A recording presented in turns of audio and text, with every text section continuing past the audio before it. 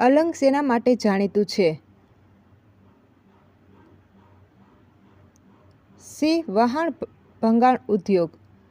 ગુજરાત સરકારના સિંચાઈ વિભાગ દ્વારા મુક્તેશ્વર સિંચાઈ યોજના કઈ નદી ઉપર કરવામાં આવેલ છે? બી. સરસ્વતી નદી.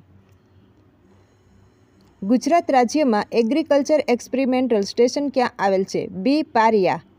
કયા શહેર પાસે ગરમ પાણીના કુંડ આવેલા છે? સી. તુલસીશ્યામ.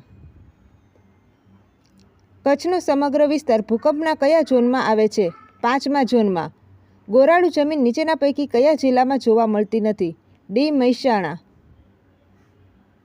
કાળી જમીનને બીજા કયા નામે ઓળખવામાં આવે છે? એ. કપાસની જમીન.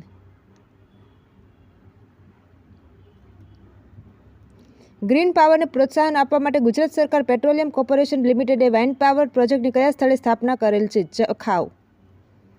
ખંભાતનું મૂળ નામ શું હતું?